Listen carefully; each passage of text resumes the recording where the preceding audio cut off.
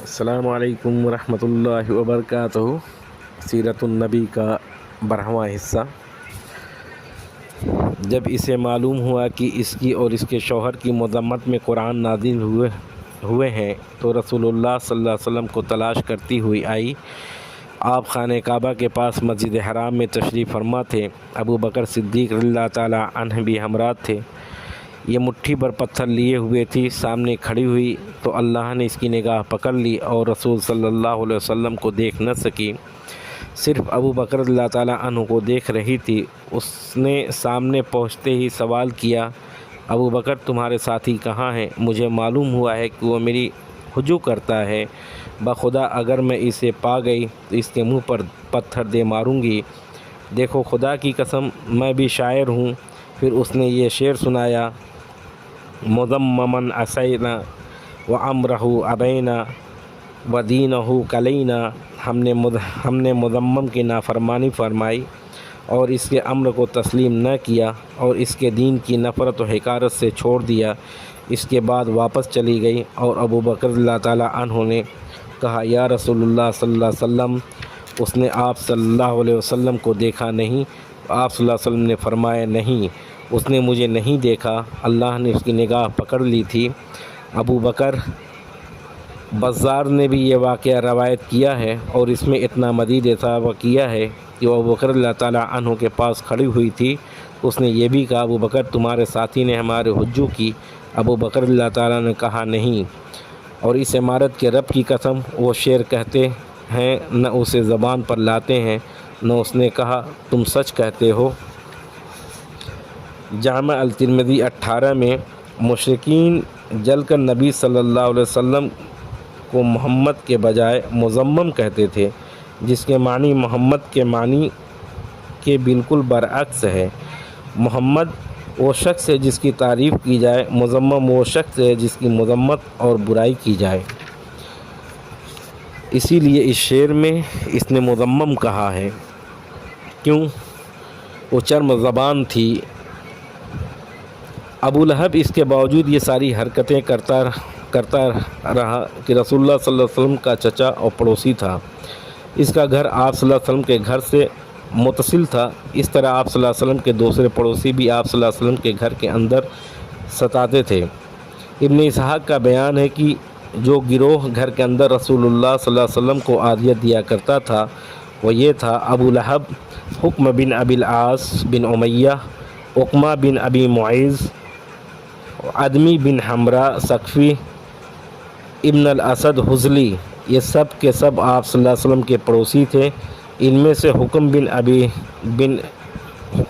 ابی العاص کے علاوہ کوئی بھی مسلمان نہ ہوا۔ ان کے ستانے کا طریقہ یہ تھا کہ جب آپ صلی اللہ علیہ وسلم نماز پڑھتے تو کوئی شخص بکری کی بچے دانی اس طرح ٹکا کر پھینکتا کہ وہ ٹھیک آپ صلی اللہ علیہ وسلم کے اوپر گرتی۔ جو چولہے کی ہانڈی چڑھائی جاتی تو بچے دانی اس طرح پھینکتے کہ سیدھے ہانڈی میں گر جاتی۔ آپ صلی اللہ علیہ وسلم نے مجبور ہو کر ایک گھروندا بنا لیا تاکہ نماز پڑھتے ہوئے اس سے بچ سکیں۔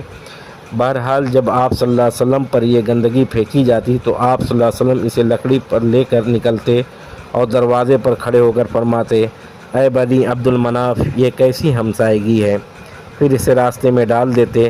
عقبہ بن ابی المعیذ اپنے بدبختی اور خباث میں اور بڑھا ہوا تھا، چنانچہ صحیح بخاری میں حضرت عبداللہ بن مسعود رضی اللہ تعالیٰ عنہ سے مروی ہے کہ نبی صلی اللہ علیہ وسلم بیت اللہ کے پاس نماز پڑھتے رہتے اور ابو جہل اس کے کچھ رفقا بیٹھے ہوئے تھے۔ اتنے میں بعض نے بعض سے کہا، کون ہے جو بنی فلاں کے اونٹ کی اوجھڑی لائے اور جب محمد صلی اللہ علیہ وسلم سجدہ کرے تو ان کی پیٹھ پر ڈال دے؟ اس پر قوم کا بدبخت ترین آدمی عقبہ بن ابی المعیط اٹھا اور اوجھ لا کر انتظار کرنے لگا۔ جب نبی صلی اللہ علیہ وسلم سجدے میں تشریف لے گئے تو آپ صلی اللہ علیہ وسلم کے پیٹھ پر دونوں کندھوں کے درمیان ڈال دیا۔ میں سارا ماجرا دیکھ رہا تھا مگر کچھ نہیں کر سکتا تھا، کاش میرے اندر بچانے کی طاقت ہوتی۔ حضرت ابن مسعود رضی اللہ تعالیٰ عنہ فرماتے ہیں کہ اس کے بعد وہ ہنسی کے مارے ایک دوسرے پر گرنے لگے۔ رسول اللہ صلی اللہ علیہ وسلم سجدے ہی میں پڑے رہے، سر نہ اٹھایا، یہاں تک کہ فاطمہ رضی اللہ تعالیٰ آئی اور آپ صلی اللہ علیہ وسلم کی پیٹھ سے اوجھ ہٹا کر پھینکی، تب آپ صلی اللہ علیہ وسلم نے سر اٹھایا، پھر 3 بار فرمایا اللہم علیک بقریش، اے اللہ تو قریش کو پکڑ لے۔ جب آپ صلی اللہ علیہ وسلم نے بد دعا کی تو ان پر بہت گراں گزری، کیونکہ ان کا عقیدہ تھا کہ اس شہر میں دعائیں قبول کی جاتی ہے۔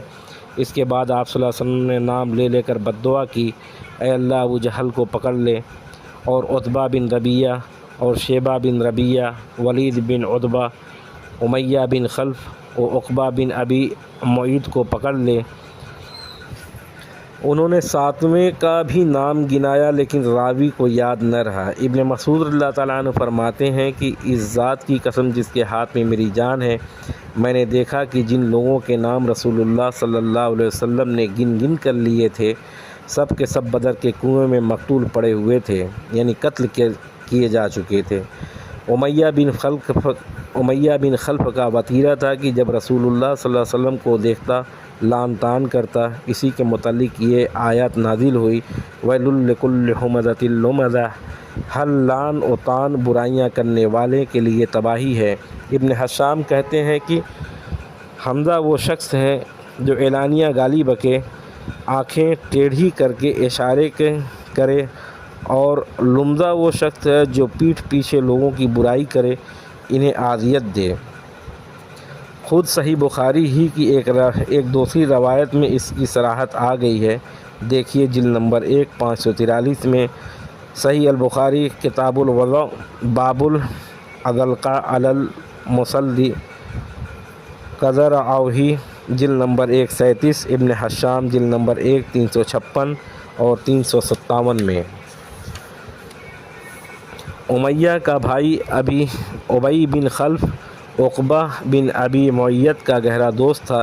ایک بار عقبہ نے نبی صلی اللہ علیہ وسلم کے پاس بیٹھ کر کچھ سنا، ابی کو معلوم ہوا تو اس نے عقبہ کو سخت سست کہا اور عتاب کیا، اس سے مطالبہ کیا کہ وہ جا کر رسول اللہ صلی اللہ علیہ وسلم کے منہ پر تھوک آئے۔ آخر عقبہ نے ایسا ہی کیا۔ خود امیہ بن خلف نے ایک مرتبہ ایک بوشیدہ ہڈی لا کر توڑی اور ہوا میں پھونک کر رسول اللہ صلی اللہ علیہ وسلم کی طرف اڑا دی۔ اجنت بن شریک ثقفی بھی رسول اللہ صلی اللہ علیہ وسلم کے ستانے والوں میں تھا۔ قرآن میں اس کے 9 اوصاف بیان کیے گئے ہیں جس سے اس کے کردار کا اندازہ ہوتا ہے۔ ارشاد ہے وَلَا تُطِعْ كُلَّ حَلَّافٍ مَّهِينٍ ہمازٍ مشاء بنمیم مناع للخیر معتد اثیم وعتل بعد ذلك زنیم۔ تم بات نہ مانو کسی قسم کھانے والے ذلیل کی جو لعن طعن کرتا ہے، چغلیاں کھاتا ہے، بھلائی سے روکتا ہے، حد درجہ ظالم، بد عمل و جفاکار ہے، اس کے بعد بد اصل بھی ہے۔ ابو جہل کبھی کبھی رسول اللہ صلی اللہ علیہ وسلم کے پاس آ کر قرآن سنتا تھا، لیکن بس سنتا ہی تھا، ایمان و اطاعت و ادب و خشیت اختیار نہیں کرتا تھا۔ رسول اللہ صلی اللہ علیہ وسلم کو اپنی بات سے اذیت پہنچاتا تھا، اللہ کی راہ سے روکتا تھا، پھر اپنی اس حرکت پر برائی پر ناز و فخر کرتا ہوا جاتا تھا، گویا اس نے کوئی قابل ذکر کارنامہ انجام دے دیا ہے۔ قرآن مجید کی یہ آیت اسی شخص کے بارے میں نازل ہوئی، فلا تصدق ولا صلی، نہ اس نے صدقہ دیا، نماز پڑھی، بلکہ جھٹلایا، پیٹھ پھیری، اکڑتا ہوا اپنے گھر والوں کے پاس گیا۔ تیرے خوب لائق ہے، خوب لائق ہے۔ اس شخص نے پہلے دن جب نبی صلی اللہ علیہ وسلم کو نماز پڑھتے ہوئے دیکھا، اسی دن سے آپ صلی اللہ علیہ وسلم کی نماز سے روکتا۔ ایک بار نبی صلی اللہ علیہ وسلم مقام ابراہیم کے پاس نماز پڑھ رہے تھے کہ اس کا گزر ہوا، دیکھتے ہوئے بولا محمد صلی اللہ علیہ وسلم کیا میں نے تجھے اس سے منع نہیں کیا تھا؟ ساتھ ہی دھمکی بھی دی۔ رسول اللہ صلی اللہ علیہ وسلم نے بھی ڈانٹ کر سختی سے جواب دیا۔ اس پر کہنے لگا اے محمد مجھے کاہے کی دھمکی دے رہے ہو؟ دیکھو خدا کی قسم اس وادی مکہ میں میری محفل سب سے بڑی۔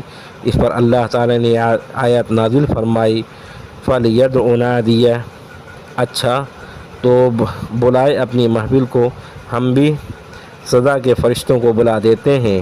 ایک روایت میں مذکور ہے کہ رسول اللہ صلی اللہ علیہ وسلم نے اس کا گریبان گلے کے پاس سے پکڑ لیا، جھرجھوڑتے ہوئے فرمایا اولا لک فاولا ثم اولا لک فاولا، تیرے لیے بہت ہی موضوع ہے، تیرے لیے بہت ہی موضوع ہے۔ اس پر اللہ کے دشمن کہنے لگا اے محمد صلی اللہ علیہ وسلم مجھے دھمکی دے رہے ہو، خدا کی قسم تم اور تمہارے پروردگار میرا کچھ نہیں کر سکتے، میں مکہ کی دونوں پہاڑیوں کے درمیان چلنے پھرنے والوں میں سے سب سے زیادہ معزز ہوں۔